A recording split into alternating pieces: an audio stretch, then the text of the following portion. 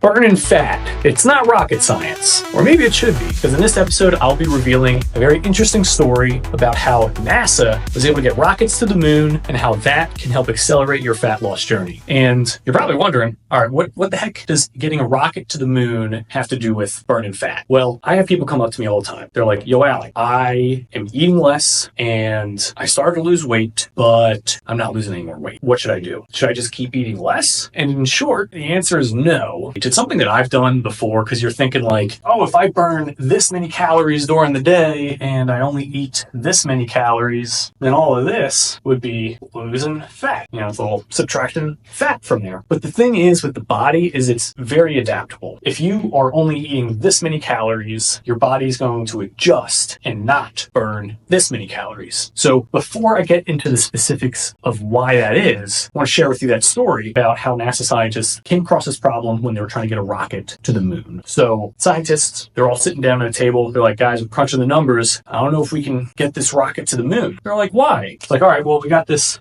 big rocket. Bear with me here.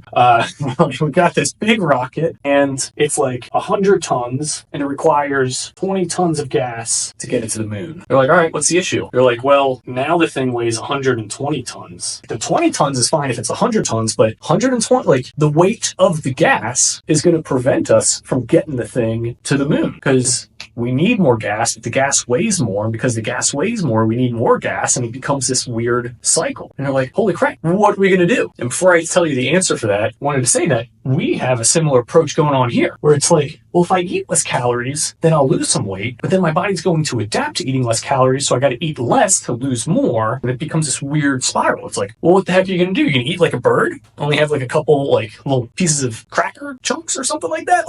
Like no, that's clearly not the answer. And the real approach of what you should do is it starts by first knowing your basal metabolic rate. Because a lot of the times, if you're gaining weight, that means you are eating more than your body is naturally burning off. And if you know how many calories that is, and you don't eat past that, then you're good. You're not going to gain any weight. And once you know that number, the second step is you stay at that level. Just by not eating more, you'll start to lose weight, which is pretty neat. Because I don't know if you know this, but let's say someone's like 300 pounds overweight. They're actually burning way more calories than the fit person who's like 150 pounds. And the reason why is because they're carrying all that weight. If I were to walk around with like 2 45-pound plates and like a barbell, you know, that's basically what people who are overweight doing. They're carrying that weight everywhere. It costs a lot of energy. So by just knowing how much energy their body is burning off and staying there, not eating any more, they're going to lose weight. But then what happens when you hit the plateau? Well, then you subtract 300 calories from it. By subtracting 300 calories, after about 10 days, you'll be in a 3,000 calorie deficit. And it's like, well, how is that? Well, if you're burning, let's say 2,300 calories, and then you only eat 2,000, well, now you got this 300 calorie deficit here. And first day is 300 calories, second day is another 300, fourth day is another 300, and then you can start to see how that stacks up. But like I said before, your basal metabolic rate will begin to decrease. And it's natural, because if you're losing weight, you are now a lighter person, which means there's less weight, less stress on the body, less for it to try to keep up with. And as a result, you just naturally are going to start burning less calories. But you're still going to be hungry. You know, you still are going to want to eat and do all these different things. So fourth step, like let's say you're doing the 300 and it gets to a point where it's like, all right, I don't want to keep cutting calories. What do I do? What you do is you simply increase the activity. I don't know if I spelled it right or whatever.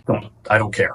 You increase the activity to like a minimum of burning 300 calories. And I have a lot of people that are like, well, dude, that's awesome. I'm already doing a very active job. I'm on my feet all day and I'm moving around. So I cut the 300 and I'm already burning the 300. And it's like, hold up. No, sure. You are burning calories at your job. But what this is I want you to add an additional activity that allows you to burn 300 calories. And the reason why is because when you add these two things up, you're now looking at 600 calories being burned off, because you got the 300 here. And then by doing an extra activity that allows you to burn 300 more calories, you essentially increase your basal metabolic rate. So you got the 300 calorie increase and this 300 decrease, which, like I said before, adds up to 600. And that over 10 days is 6,000 calories being burned off, which is way more than a pound's worth of fat in calories. That's pretty cool. And all we did was we chunked it up. Like, we didn't go for the huge block saying like, oh, we're only going to eat 1,000 calories. Because when you do that, like I said, the body's going to adapt. You might lose some weight real fast, but the body's going to adapt to it. It's going to be like, okay, you know what? We got to start burning this many calories per day because we're in a deficit. So what does this have to do with the rocket and the scientists? Well, I wanted to save it for last because I thought it was a really cool thing. So what the scientists realize is they're like, we can't just like fill this rocket full of fuel. It weighs way too much.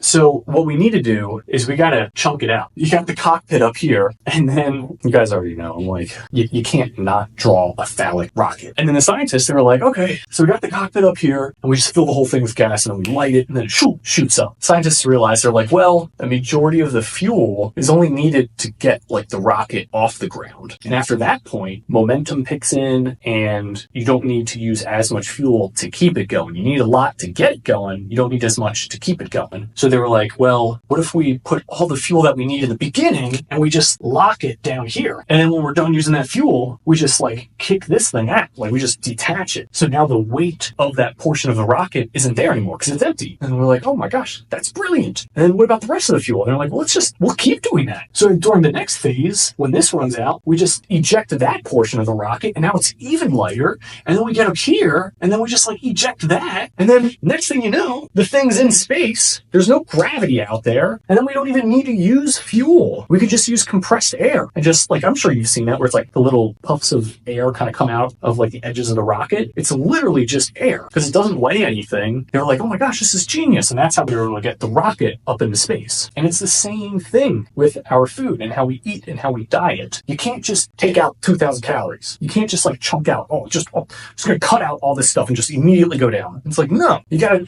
chunk it out. You gotta space it out. You start with the basal metabolic rate. This is like all the liftoff. If you are to consistently at that level because you keep eating over it, you have to get to this level. You got to know what your basal metabolic rate is so that you know not to eat more than that. So that's that first chunk. And then the second chunk, is staying there. After you've gotten to a point where you're not gaining any weight and you actually start losing weight, but then you plateau, boom, the 300. And then you can do it a second time or a third time. But the point is not to starve yourself. The point is to put yourself in enough of a deficit where the body's burning that fat. And then once you're at a point where it's like, well, I don't want to be starving, no worries. Just start doing more activity because the activity is going to burn the additional calories by increasing your basal metabolic rate. And that's kind of like the system for it. So, NASA scientists, they're like, all right, we're going to chunk it out. And for your diet, you got to do the same thing. You got to chunk it out. So, I pretty much hope that this provided more clarity, not more confusion when it comes to losing weight. Because I know a lot of people think it's rocket science. And I guess in a sense, it kind of is. But at the end of the day, you just don't want to eat more calories than what you're burning. And by being able to stay at or below your basal metabolic rate and increasing the amount of activity that you do, you'll